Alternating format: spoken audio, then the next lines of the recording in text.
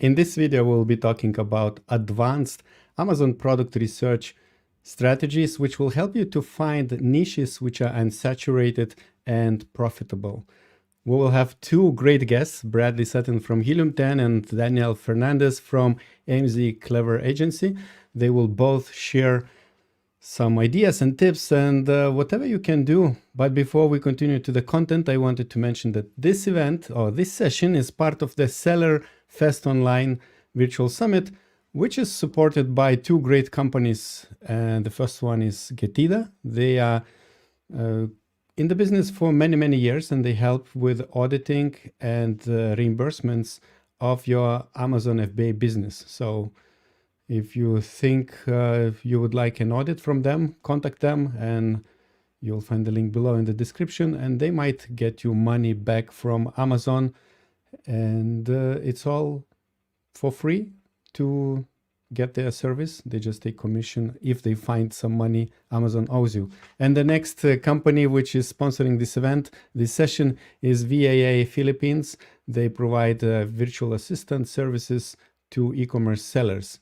No matter on which platform you sell, they might be able to help you. They have hundreds of virtual summits, virtual assistants covering different areas of e-commerce business. So check those out. And recently, our YouTube channel got 20,000 subscribers, and I encourage you to subscribe for our channel if you haven't done so. I will share the screen. So here we go, 20,000 subscribers. Please sign up, subscribe to us. If you haven't, you can find a lot of great sessions in the live tab and in the video. And now let's introduce two great speakers, Bradley and Daniel. Hello, Bradley and Daniel. Hello, hey, hello. Congrats on the 20K. Yeah, cool. And very shortly, Bradley, introduce yourself, and then Daniel, and then we'll go to the presentation. Hello, everybody. This is Bradley from Helium 10. I'm the director of training there, and I'm also a podcast host of Serious Sellers Podcasts. And it's great to be here with everybody virtually. And Daniel, what about you? Hey, everybody. I'm Daniel Fernandez. I'm the founder CEO of AMZ Clever. We're an Amazon agency, been around for about 9 years now, and looking forward to sharing some content for everybody here. Amazing. Both of these guys I know for many years, for probably at least 5-6 years. So it's great to have you here. And we'll start with Daniel's presentation, and then we will move to Bradley's. Those who are watching, if you enjoy the content, don't forget to click like and also prepare your questions, which we'll address at the end of the presentation. So for the ones that know me, I like to move quick and to the point, but good thing I think this is recorded. Yes. I have my slides here, and I'm going to be jumping on and off to a different screen. And the reason is I'm going to be doing live demos. But this is what I want to cover today. I'll make it full screen there. We covered already about me, so I'm going to jump right away into the first strategy, which is how to find a niche that is not saturated using the Product Opportunity Explorer on Amazon. Okay, so I'm on my demo account here. And for the ones that know, we go to the growth section of Seller Central. And then in there, we have this Product Opportunity Explorer. For the ones that don't know, that's where you find it. So I'm gonna go in there. You know, some people have checked this out already. Some people haven't. But right now, I think it's very important when doing your product research for a few reasons, because Amazon is going to give us data themselves about a niche, and not just that, but the trend of that niche. And good news is these are all the countries where the data can be obtained. Just for the sake of this example, I'm going to stick with US. And then the way it works is I'm going to type in here face moisturizer. I'm gonna try with this niche. Shout out to Helium 10. You can see all my tabs open there. I'm gonna go over there in a few minutes as well. Shout out to Bradley. But let me jump over here. So these are all, so I type in the keyword, I can even throw in an ASIN, right? In this case, let's say I'm researching this niche. The good thing is Amazon is going to give me what they call customer needs, right? And a customer need is a combination of related search terms, right? That Amazon bundles together, right? And presents here as a we could call it also a sub niche, right? Or a related niche to what I entered.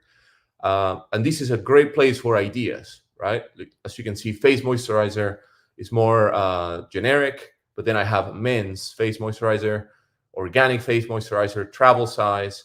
So each single one of these customer needs or niches could be an opportunity, right? Could be an idea. Daniel, could you zoom in a little bit, your browser window? It's a bit small. Yes. Is that better? Much better. Thank you. Okay. So now, as you can see, the top search terms that Amazon is packaging together, what they're doing now is they're giving us the real search volume, right? The one that Amazon is calculating and presenting to us.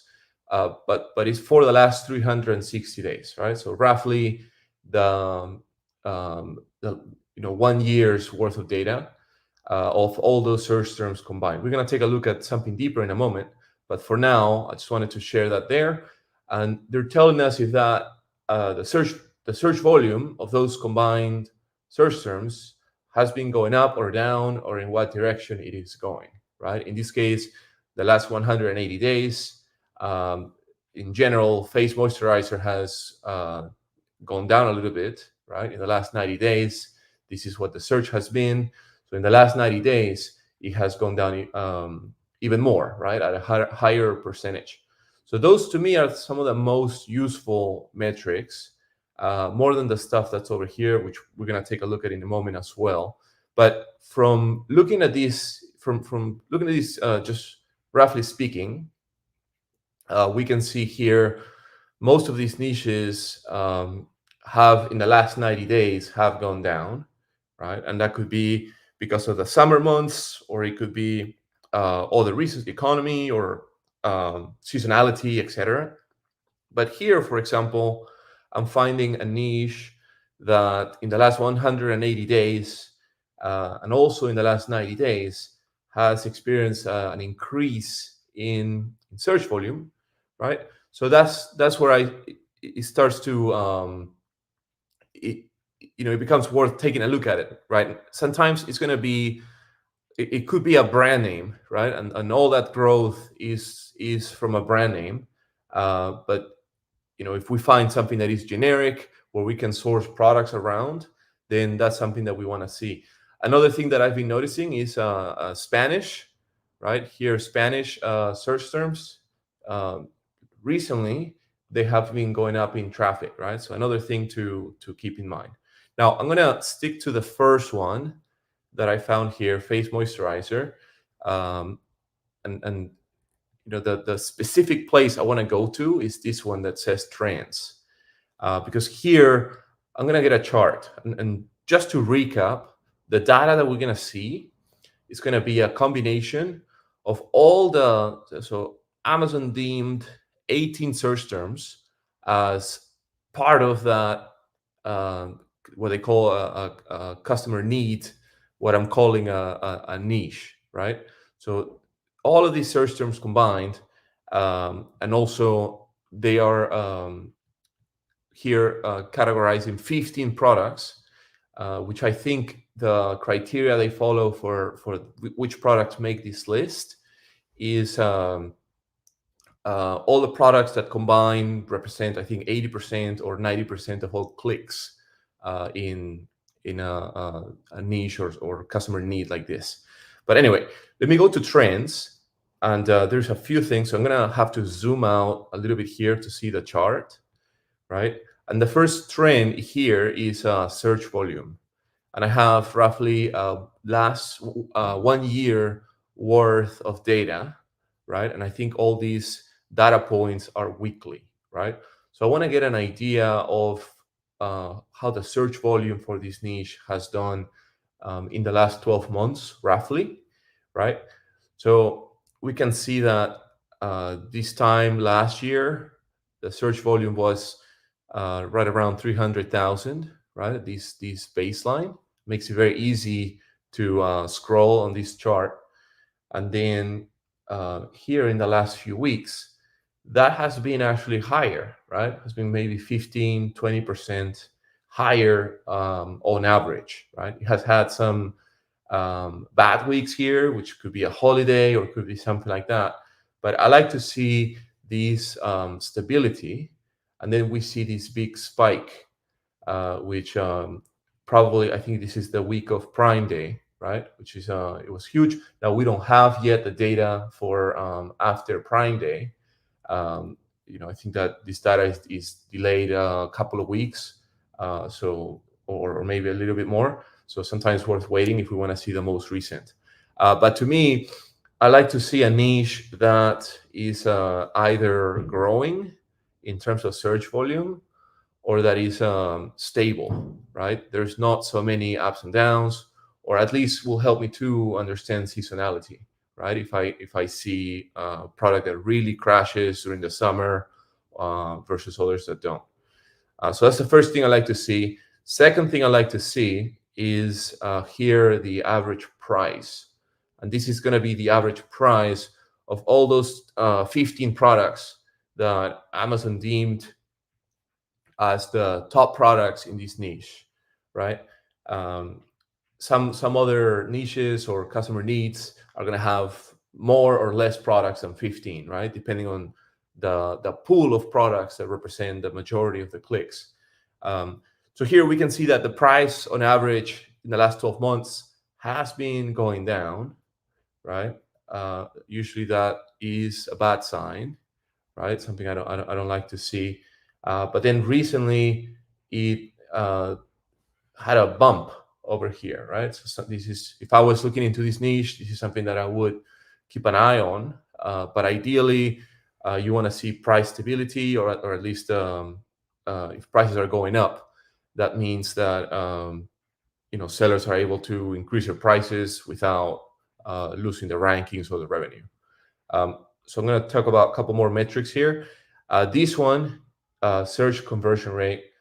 This is not conversion rate that we naturally know as people that visit your listing, what percentage of them buy. Rather, this is what percent of this search volume converted into buying product, right? So it's skipping the clicks, right? It's going search volume to orders, right? So here we can see in the last 12 months, average is 6%. But then if we look at each weekly data point, it's been a little bit flat. Recently, it's gone up, right?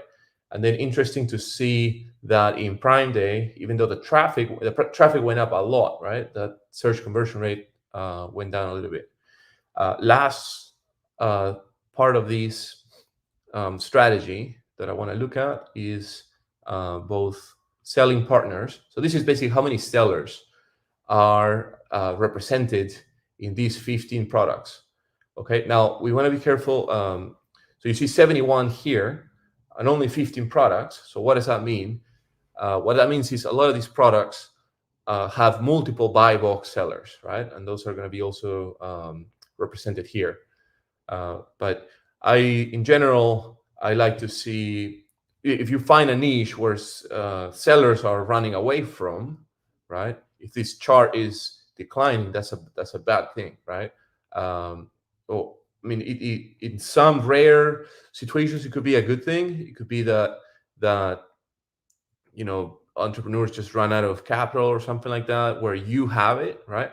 But in general, I like to see stability, right? So or increase. So here, it's been this support line has been lower than where it is now, right? So that might be a good thing. And then lastly, now this is actual brands, right? Regardless of how many sellers behind those brands, this is actual brands.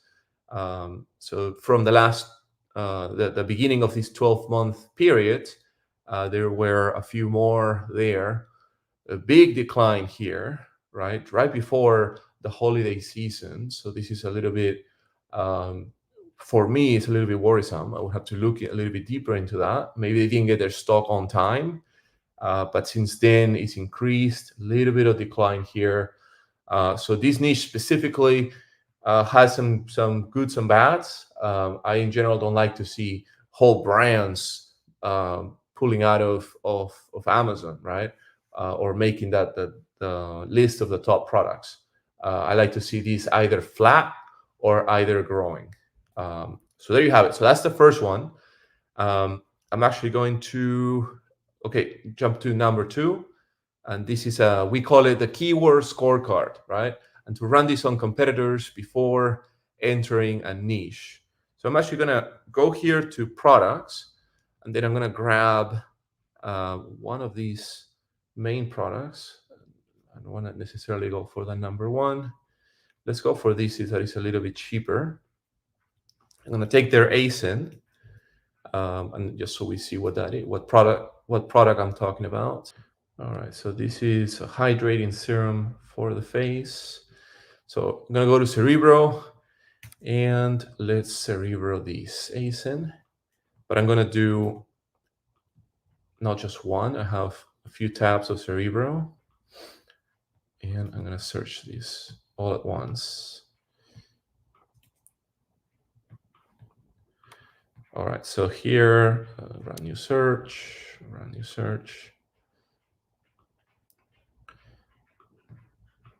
All right, very good. So what I'm going to do next is I have already customized my columns for all the stuff that I want to see for the purpose of this ranking scorecard, right? I'm going to sort here descending by search volume. And this is my absolute favorite part of Helium 10, the making these ranking scorecards. So, all right, now that I have all those tabs, what I want to do is I want to see how many keywords and which keywords this product ranked for in the first, let's say, 24 positions, right? Half of page 1. So I'm going to do that there. I'm going to do that basically on each of these tabs. I'll just move a little bit faster. Right, 1 to 24. 1 to 24. And then 1 to 24. All right. So now, and I'm going to stay on this last tab. So I have 2,832 keywords that this product ranked in the top 24 keywords organic. Why do I care about this? Because this is the top half of page 1, which really tells me where they're getting their sales from, right? I don't care much about the bottom of page 1 or even page 2, page 3. This is really, to me, where the action is, right? And I love that Helium 10 has these averages here. So, rather, is summing up the search volume of all of these keywords, right? And this is the total traffic that this product essentially is getting, where they have a chance to get sales from, right? And this is the average traffic per keywords. But what I want to do is, so now I'm going to go to the previous tabs, and I'm going to go back in time. So the last tab here is August, but I want to see what was that ranking scorecard of this product in the previous month. So July, I'm going to do that here in June. And then I'm going to go do the same here in May. And then I'm going to go here and do the same in April. If I had more time, I would do an entire year, right? Like the last 12 months. Because I want to understand, first of all, and I would do this with a few products, right, from that list. But I want to understand if these lists for these products is going up or is going down, right? So let's back up here a little bit, right? So now I'm in July. This product had 2,981. Oops, we lost the sorting. Right. So they lost. So in August, they lost a few, right? I'm going to go back. Now we are in June, and they had a lot less. Excuse me. 2,400 2,200 back in June. So from June to July, there's a big jump, right? Now that could be Prime Day, right? So let's keep going back.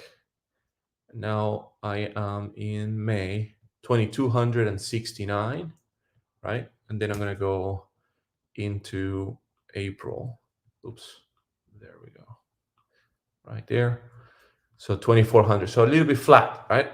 Now, I'm going to move on to the next strategy, but I'll leave you with a takeaway from here is we want to see a niche where some of those products at the top, right? Especially the ones where we can source, launch a similar or superior product, right? Not the name brands necessarily, like La Roche, right?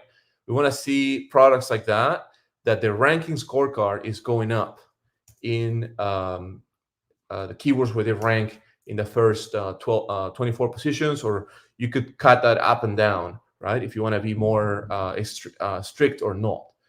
Now, quick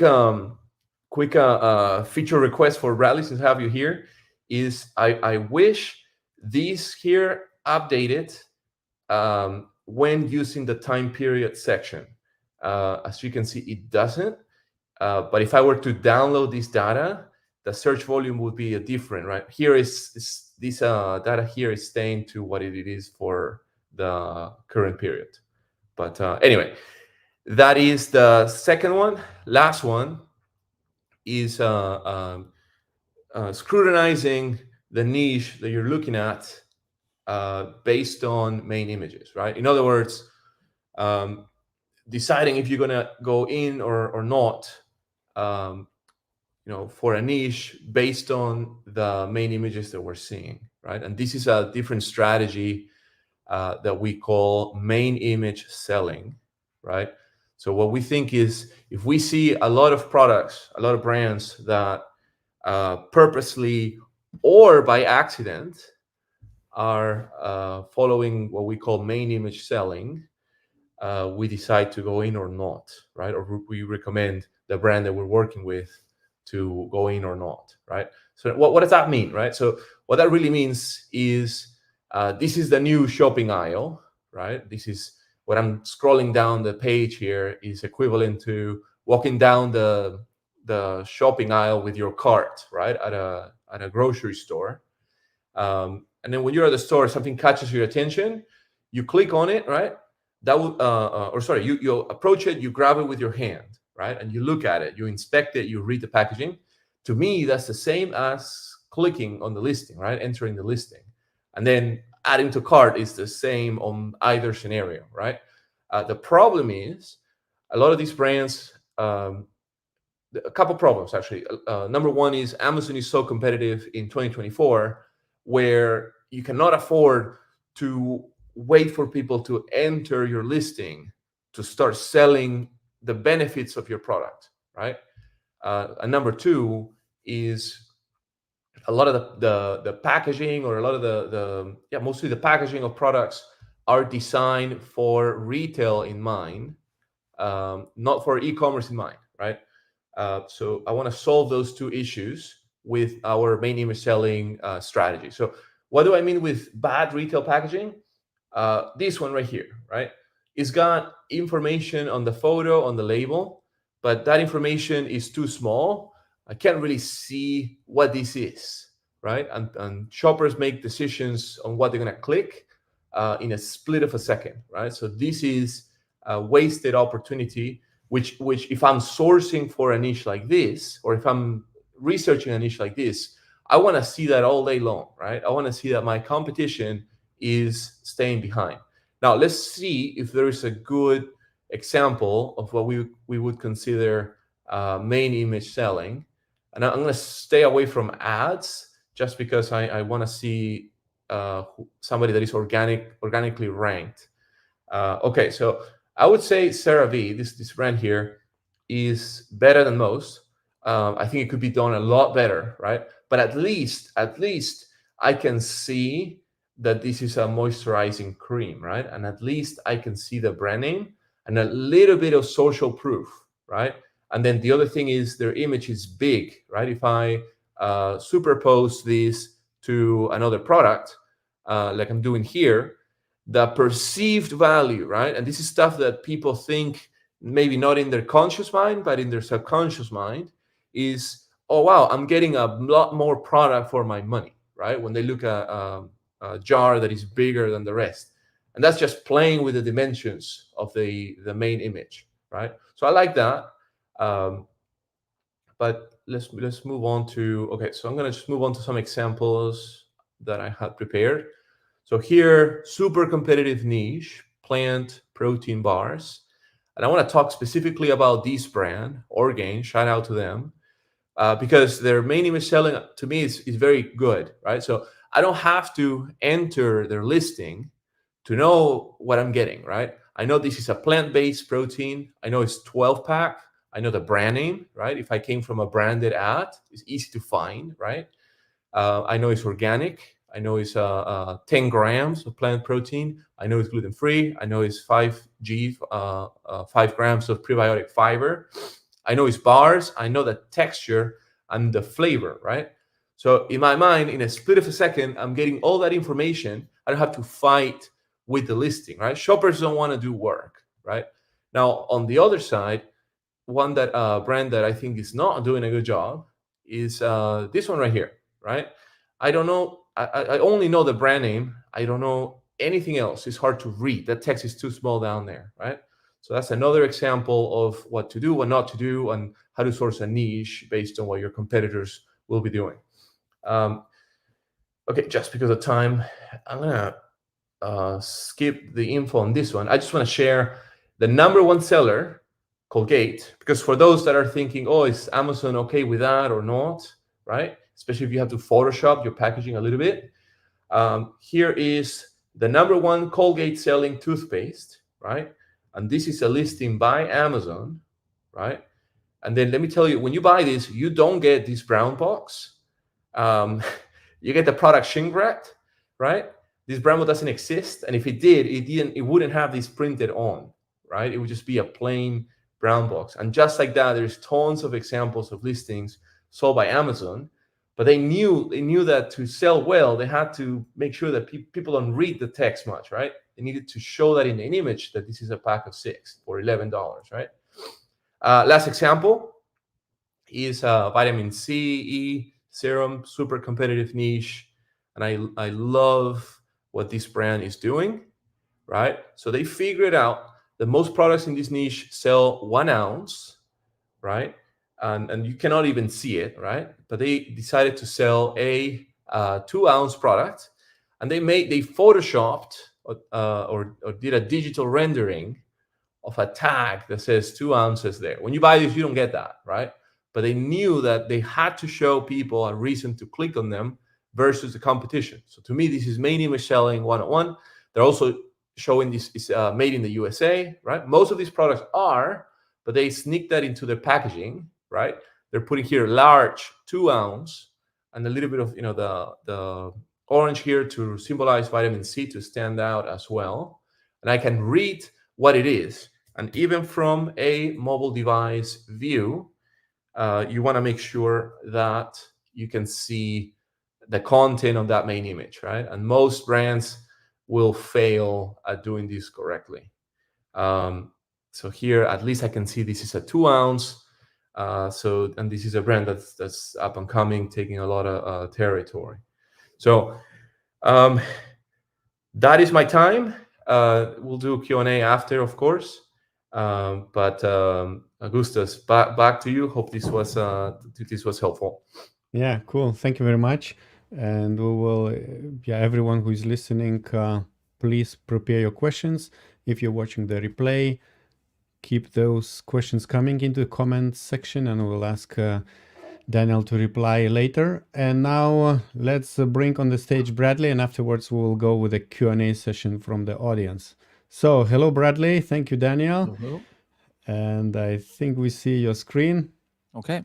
So let's continue, and maybe you can give a short overview Yep. how you will complement Daniel's presentation. All right, so there's going to be 3 things we're going to go over today. First is using a tool in order to find product opportunity, but without looking for products. I'd say so a lot of people use this, but not enough. And slowly we're going to get to some strategies that less and less percentage of people use. Number two is searching for product opportunity, even when you're not doing product research.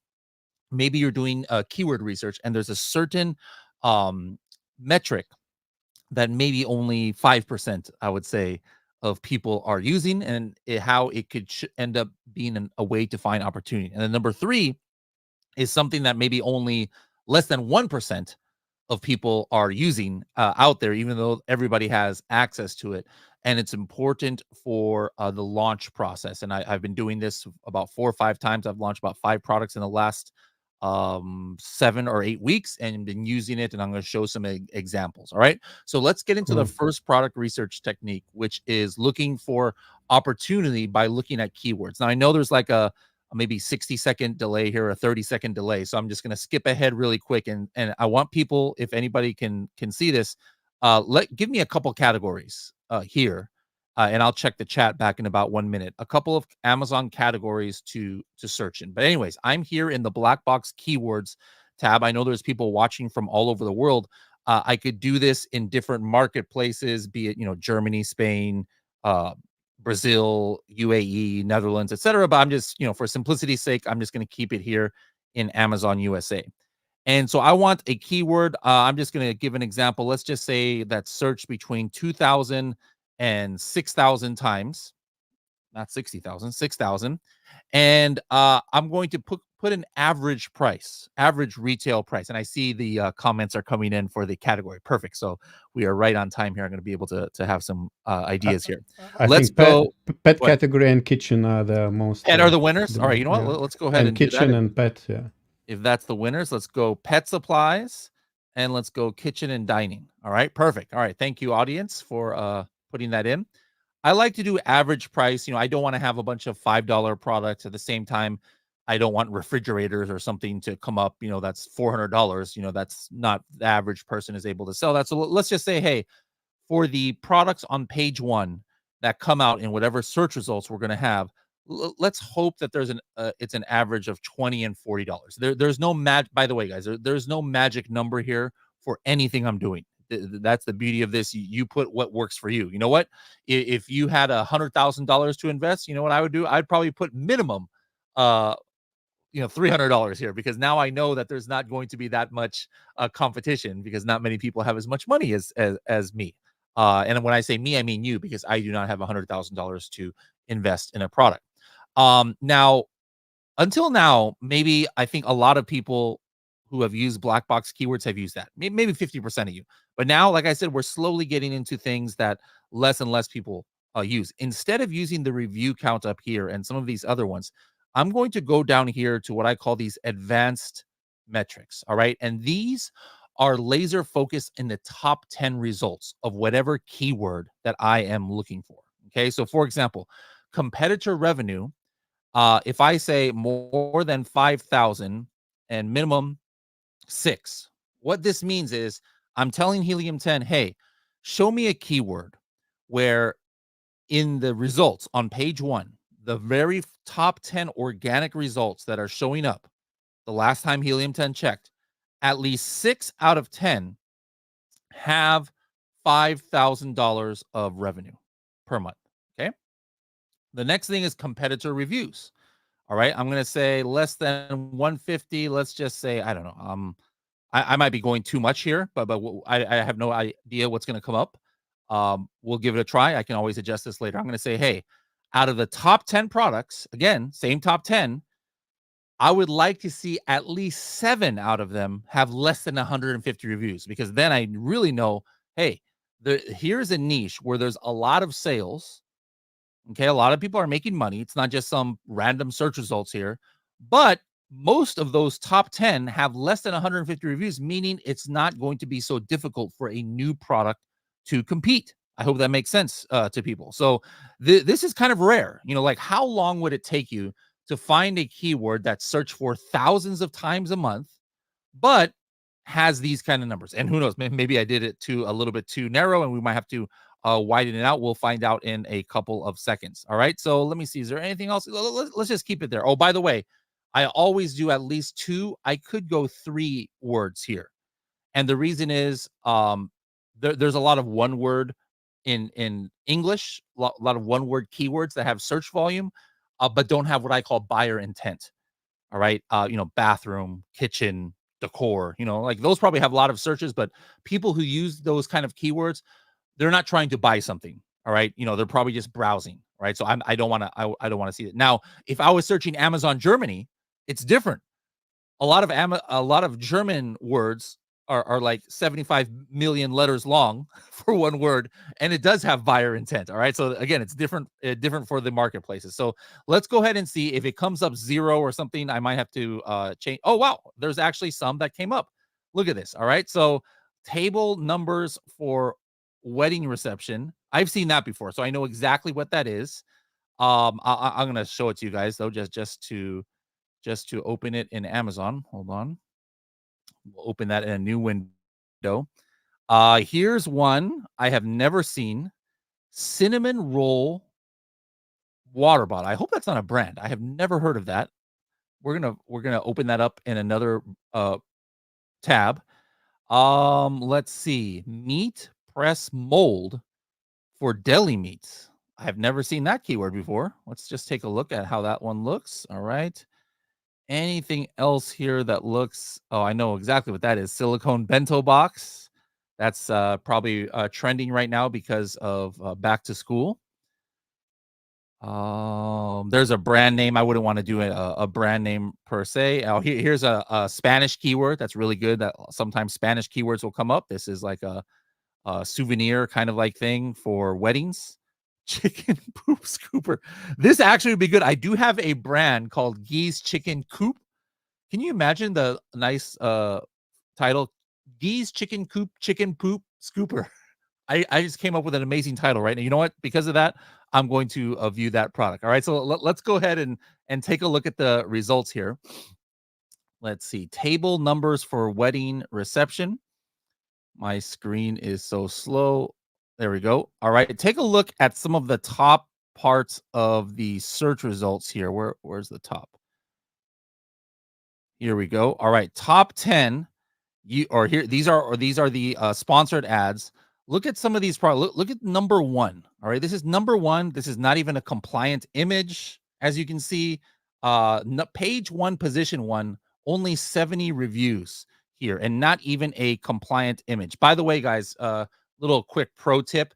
If you're one of the 1 million people who have the Chrome extension installed, you see how these little bars come up here, ABA most click 1, 2, and 3.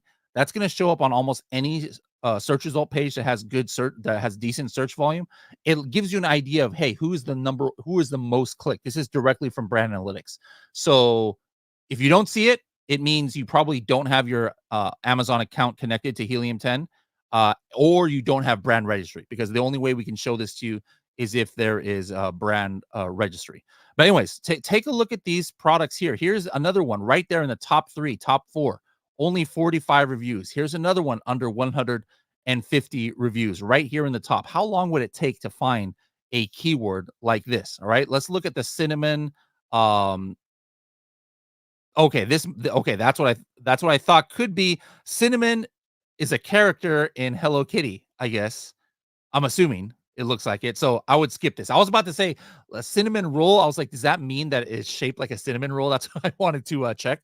So we'll skip that. But hey, it is what it is. If you have a license for Hello Kitty or Sanrio, then that's an excellent product to do. Here is the one that is the meat press mold. And look at this, 150 reviews for the number 1 product, 29 for number 2. Look at number 3, only 18 reviews. Number 4, 36 reviews. This is a product where the seller is from Bulgaria. Very international. We got Australia or New Zealand. Oh, I just insulted a whole bunch of people. Sorry. My screen is very, very small, as you can see. So I apologize. I know that's almost fighting words when you accuse Australia of being New Zealand or vice versa. We've got China here. But look at this. How long would it take to find a keyword with thousands of searches, and all of the top products are like under 50 reviews, but we found it in seconds. And then where's my chicken poop scoop here? Guys, you heard it first here. There is a chance that I might go ahead and launch one of these products just because of the name itself. However, now I'm looking at it, I see every single seller is from China. It might be, and some of these prices aren't great. It might be a little bit too competitive. But again, just looking here, we see one person is absolutely dominating with thousands of reviews. But then you start looking here at the very second line. Here is the third most clicked product on the page. How many reviews do they have? 0. All right. So that just shows how, newer products can get an opportunity. All right. So that's the first strategy I wanted to talk about. Now, let's talk about a metric. All right. Now, first of all, let me just show you what metric I'm talking about here. Let me run X-ray on this page. All right. So one of the things I look at when I look at products here is the titles. All right. So one interesting thing is, hey, what's the average title character count? All right. Another thing I look at is what I call title density. Title density is I could go to any page like this, right? And I can run X-ray and I can say, hey, the search keyword chicken poop scooper. All right. Let's widen this out here. Okay. I could do a control F because I have a PC. And then I type in chicken poop scooper. And look at this. Almost every single listing has chicken poop scooper. All right. So let's just, I could count this one by one for the non-sponsored 1, 2, 3, 4, 5, 6. Let's just say it's 20, right? Basically, this means that the title density on this is 20. It means that on page 1, 20 of the listings have the term chicken poop scooper in it. Forget that. Don't go one by one and count. Here's something. This is a product I'm actually launching right this second in the last 5 days. I just launched this coffin letterboard, right? So I was just running Cerebro on my own listing. Watch this. I could say, hey, show me all of the keywords that have at least, 2,000 search volume. This is Cerebro. I'm not even doing product research. I'm doing keyword research. But this is how product research can come out. And I can say a title density of less than 4. That means that on page 1, 4 or less products have the title in the keyword. And that means that it's going to be a lot easier for me to get on page 1 if I have that keyword in the title. And here, 14 keywords came up. And then I'm not saying that every single keyword is going to be a winner, but let me just show you how you can use this information. All right. So for example, we've got obviously there's a lot of spooky keywords here because this is a coffin shaped product, but there might be keywords here that you're not familiar with or that could have some traction. Like here's one, bat decor. Okay. So bat decor, 2,599 people are searching it. Here, wedding decor, I'm not going to do that, but that's just kind of crazy. If I know I have a product that is very unique, right, and could be used at weddings, now I know, oh my goodness, if I just put wedding decor in the title, there's only 3 other people who have wedding decor in the title, and I might have a decent chance with just a couple of sales to get on page 1 of a 40,000 search volume keyword. So there's that, right? But let's just take a look. Maybe bat decor is something I want to look into. All right. And here's a whole bunch of bat related products. By the way, shout out to whoever this is. I've been watching them. 5,000, thousands of products sold, bat shaped scissors. That is a genius idea for spooky people. But as you notice, all of these are bat decor items. But here is the thing. Nobody is putting bat decor in their title. So if I came up with a unique bat, shaped product, I would know that almost from day 1, if bat decor is right in my title, I am going to be probably on the top of page 1 for this keyword that's searched a couple thousand. So just a quick shout out there. Whenever you're searching anything, whatever tool you're in that has keywords, look for the title density. All right. Last tip, and I'm not going to go too much into detail on this because actually, for those of you who have the VIP package, I went into more detail in the VIP package.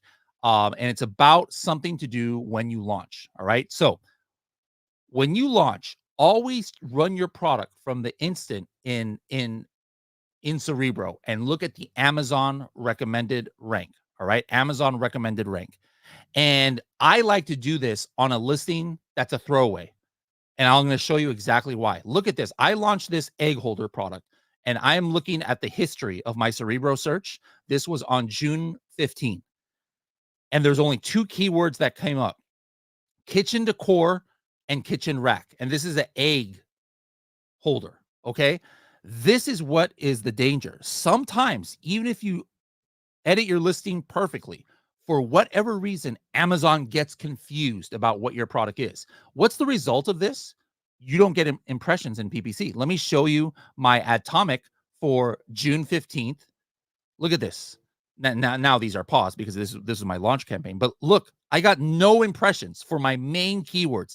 Egg holder, countertop. These are all egg holder related keywords. I could not get one impression. And now, I was launching, right? So what do you have to do? Well, of course, you might have to do some things like maybe re-edit your listing, change things around, maybe send some traffic from outside to a certain keyword, not to try and manipulate ranks because that's against terms of service, but just to send a relevancy signal to Amazon to say, hey, Amazon, this is what my product is about.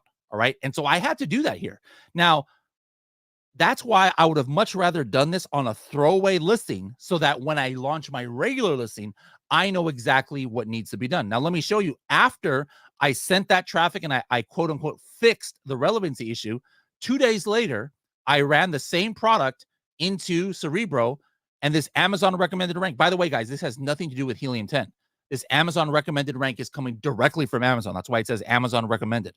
It's kind of like an insight into what Amazon thinks your product is. There's nothing else out there where you can see this. I don't know why everybody always copies Helium 10 for so many things. I don't know why nobody has copied us for this. We've had this for like 4 years. Only 1% of sellers are watching this. But look what happened on the 16th or the 17th. I ran it again. And now look, my main keyword is the number 3 keyword. And look, all these egg keywords are here. What effect did that have on my PPC? Here, the next day, 16th, June 16th, now all of a sudden, egg holder countertop, look at that. Impressions, 131, 17, 14, 14. Now I'm relevant for that keyword. And so this is something that I go a lot more into detail on my, I go a lot more into detail in the VIP session. So make sure to watch that and get more information on there. So, but those are the 3 things I wanted to cover today, and hope you guys found that informative. Great, amazing. Thank you very much, Bradley. And let's welcome back Daniel. So we do have we will have a few questions, and those who are watching and still have questions in mind, put them in the chat, or if you watch the replay, put them in the comment section below, and we'll ask Daniel or Bradley to answer them later. Before we move on to the questions, I wanted to inform everyone that we have a VIP package, which Bradley just mentioned. It's a additional package of videos which every expert from SellerFest Online event recorded and sent to us, and these videos are not going live on YouTube or anywhere else public. So there are about 40 videos. Once you log into the membership area, you see you can access all of these videos. And I will ask Bradley just mentioned his session. Bradley, can you give us an overview what you exactly shared in this video? So I talked in there about some recent launches I had and about how to do those kind of like test listings before launch to make sure that you have the best launch possible. And so that's what the core of what I was talking about having. You can see my crazy hair in that one, no hat for that one. But yeah, you pay the extra money and then you get to see a very unique set of hair. In the regular free version, I have a hat, but there you go. Cool. All right, and Daniel, you also shared a VP session. I know it's something about the VP, the main image. Can you give us a short overview? Yeah, well, first of all, I think that seeing Bradley without the hat is worth the $97 right away. But yeah, in my video, the concept of main image selling is something that a lot of people usually have questions about. Should I do it? Should I not? Does Amazon like it? So I go in detail. Like this is a live presentation that I did about it, and more examples. So I think it's even 40 plus videos. I think it's a no-brainer. Yeah, cool. Thank you very much. And yeah, those who are interested in this package, you will find the link below in the description. And now I think we can move on to the questions. Let's see, we have some questions. I wanted also to actually, Daniel, some people were mentioning when you were showing the vitamin C packaging, some people started to discuss okay, that the image might have been outside the rules of Amazon. What is your thought on that? Yeah, I mean, two things. One is, Amazon,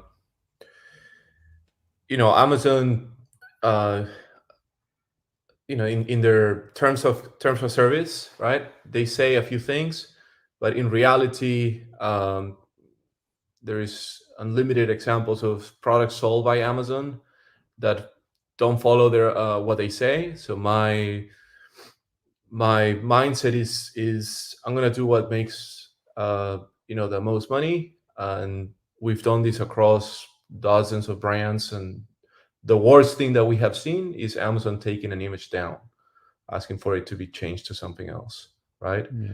Now, some people are more risk averse than others, right? And some people will not even try anything and will remain to where they are. What I can tell you is we have very good results, and almost on every case it has been worth the risk. Now there's two ways to do this. One is if you can mask it within your packaging, right? That's going to be safer. And also, there's not an Amazon employee scanning through images, right? This is image recognition software that they're using, and there's many ways to bypass that image recognition software, right? One of them, like that company I shared, they photoshopped it as a tag, right? And also you need to think, like, ultimately, if the information you're sharing there is true, if you're helping the shopper make a decision of something that you're actually selling, right, then I have no moral issue with that, right? The last thing I would say is, so that's masking it into your packaging is one way. A riskier way is simply photoshopping badges and things like that. And again, there's tons of examples of companies, brands doing that, including some that are sold by Amazon. Cool. Thank you for the answer. As someone commented that there might be a risk that a competitor will report you to Amazon, but yeah, it's possible. All right, so we have a question for Bradley. Levy. By the way, Levy earlier said that this person, I don't know if it's she or he, but they are watching a Helium 10 masterclass on keyword research. So they were excited for this session. So yeah, the question is it this one? Yeah, I think so. Can you quickly cover the ABA plugin again? Actually, what means ABA? The brand analytics. Brand analytics, the part it's that I showed in the misspelled. Chrome Yeah. extension. Okay, since we personally have brand registry, but our office accounts are merchant accounts. Okay, yeah. So basically, you just need the Helium 10 Chrome extension, and if whatever Helium 10 account you are signed in on, if it is connected to Helium 10 and has brand registry, you're going to see those brand analytics data on pretty much anything that has like over 300 or 400 search volume. So if you don't, and you really think that you have brand registry, it could be an issue where Amazon is not confirming to Helium 10 that you have brand registry. Just open up a ticket, and then the team can open up a ticket with Amazon. But like 99% of the times, it should work as long as it's connected to an account with brand registry. All right, thank you. And another question from Levi. What do you mean by throwaway product? Are you just swapping out Yep. UPCs or soft launching your product to get an idea of what Amazon is doing? Yeah, so it's a throwaway UPC, throwaway ASIN, throwaway everything, where I throw it up there online. I usually do a fulfill by merchant because it has to be live, and I don't want to have to send FBA inventory. So I do a fulfill by merchant. Maybe I put it at a higher price to make sure I don't get any sales.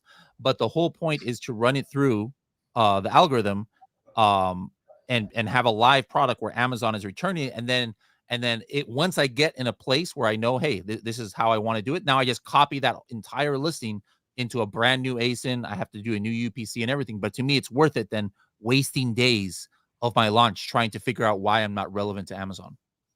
All right, cool. Daniel, can you help this person? Where can I find products with zero competition? I don't know if it's even possible. Well, it is possible and it happens, but that's the problem with that question is like asking help me pick some stocks, right, to buy, which is the probably not a good idea. I would say also, okay, so being serious, you don't want zero competition, right? Like the saying says, you don't want to be the first one, but you don't want to be the last one, right? So zero competition probably means there's nobody buying the thing that you're thinking about, right? The product that you're thinking about. What you want to see and house your home, that's the nickname. Look for niches that, in my opinion, the search volume is growing, right? You want competition because those are validating the niche that you're going in. I think the best question would be, once you find that niche that is growing, how can you offer something that is superior, right? How can you make small improvements to the product you're working on compared to what's already there? Then you're not just going to be part of that growth, but you're going to be able to take market share of the people that were selling there already. Okay, thank you very much. I see there are a lot of questions. I already lost track. And actually for Daniel, there is, I think Levi is referring to your comment on the images. So maybe Levi says maybe they will look into taking risk in the future. Apparel, dog supplies are pretty straightforward with an model white photos. We're selling on those in pets, and apparel is harder, right? But even in apparel, we're able to put badges. So if you have, let's say, this is a glove, right? And then I put my badge. If I put my badge separated from the glove, that's going to get detected very easy.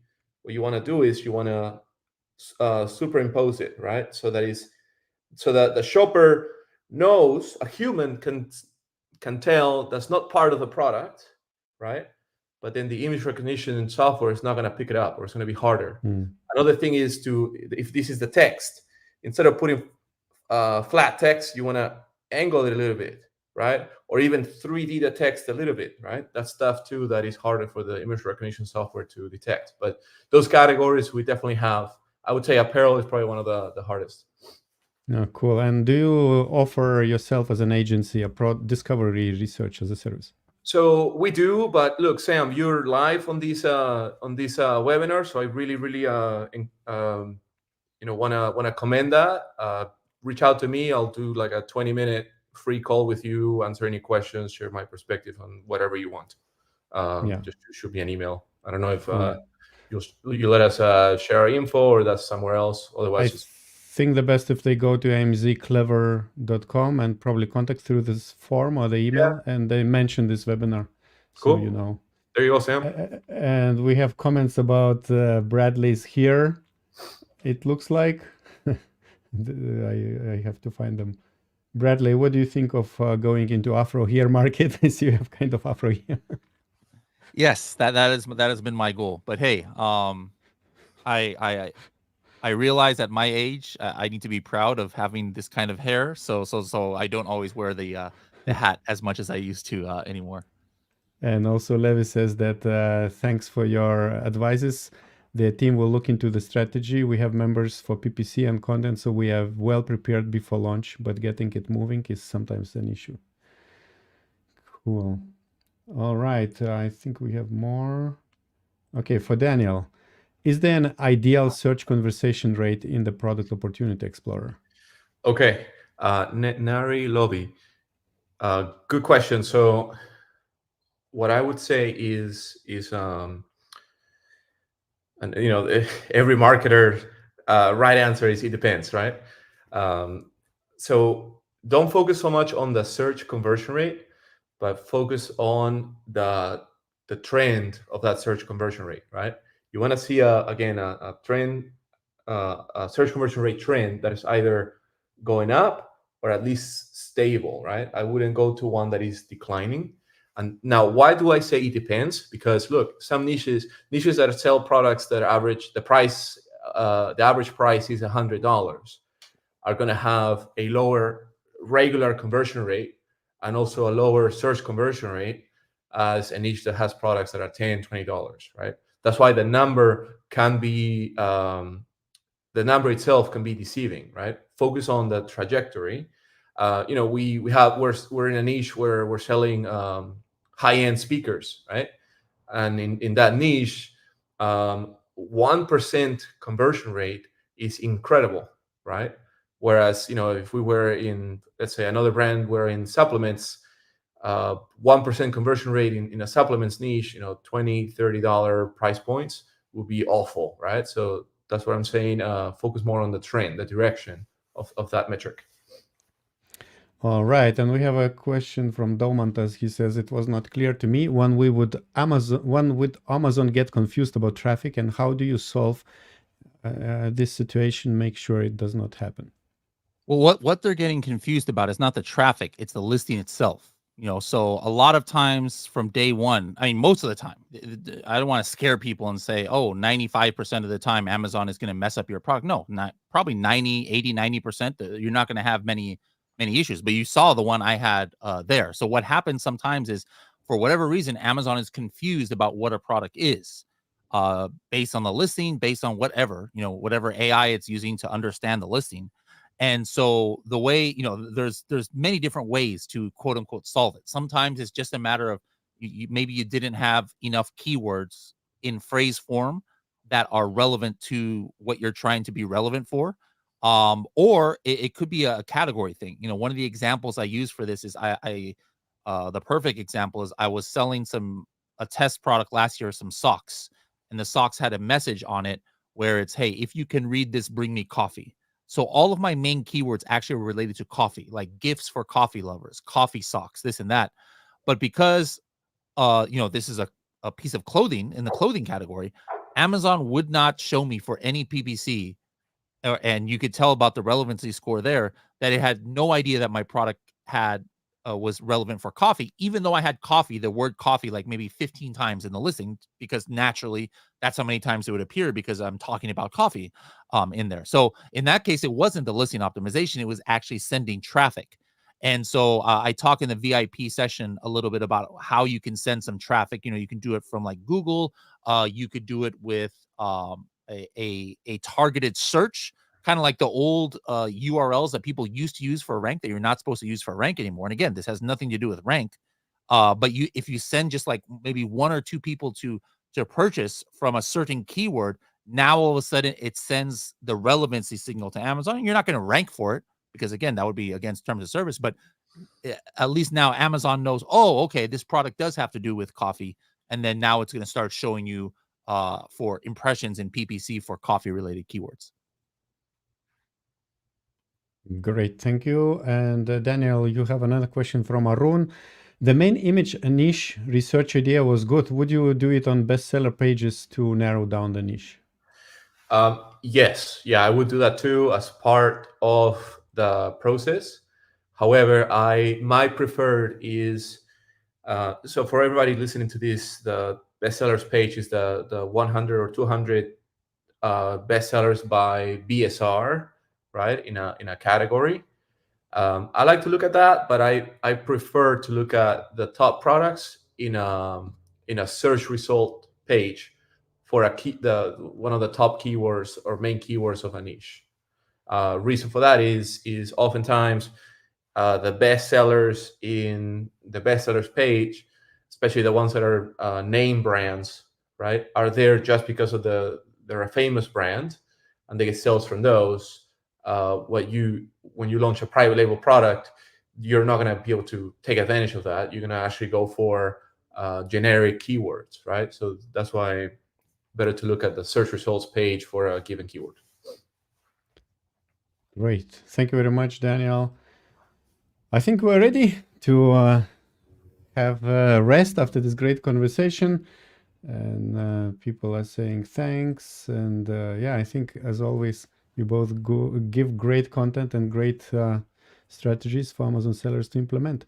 One more time, Daniel, please let us know how people can get help from you, and then we will listen to Bradley as well. Yeah, absolutely. So we're an agency. We come in and fix problems, help the brand grow their sales, make it more profitable, especially now, in 2024.